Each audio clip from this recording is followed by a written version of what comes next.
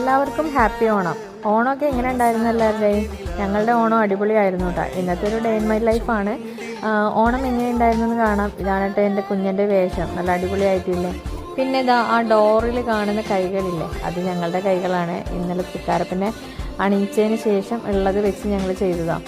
പിന്നെ അതുപോലെ തന്നെ കുളിയൊക്കെ കഴിഞ്ഞ് നേരെ അമ്പലത്തിലോട്ട് പോയി കേട്ടോ. രാവിലെ ഞാൻ നേരത്തെ എണീറ്റിട്ടുണ്ടായിരുന്നു. എൻ്റെ എന്താ പറയുക, ഫുഡ് ഉണ്ടാക്കുന്ന പരിപാടിയൊക്കെ ചെയ്ത് തീർത്തിട്ടുണ്ടായിരുന്നു. അമ്പലത്തിലൊക്കെ പോയില്ല.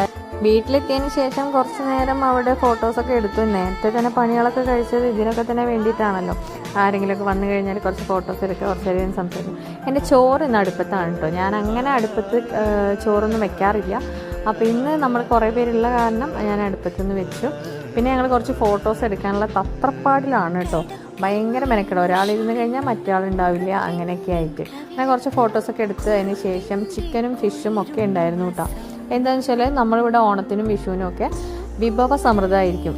സദ്യ ഉണ്ടായിരിക്കും, അതിൻ്റെ ഒപ്പം തന്നെ ചിക്കനും മട്ടനും ഫിഷും എല്ലാം ഉണ്ടായിരിക്കും കേട്ടോ.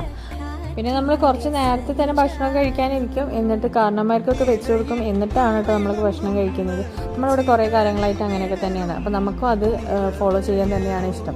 അങ്ങനെ നല്ലൊരു വിഭവസമൃദ്ധമായ സദ്യയൊക്കെ കഴിച്ചു. പിന്നെ വൈകിട്ട് നേരെ വിട്ടത് വീട്ടിലോട്ട്. അപ്പോൾ ഇന്നവിടെ നിൽക്കാനൊന്നും പറ്റില്ല. കാരണം ഞാൻ വീട്ടിൽ തൃക്കാരപ്പനെ വെച്ചിട്ടുള്ള കാരണം തന്നെ എനിക്ക് തിരിച്ച് വൈകുന്നേരത്തെ ഫുഡ് വീട്ടിൽ നിന്ന് കഴിച്ചു. എന്നിട്ട് തിരിച്ച് വീട്ടിലോട്ട് പോന്നു. നാളെ രാവിലെ ബ്രേക്ക്ഫാസ്റ്റ് കഴിഞ്ഞാൽ ഞാനിങ്ങോട്ട് തന്നെ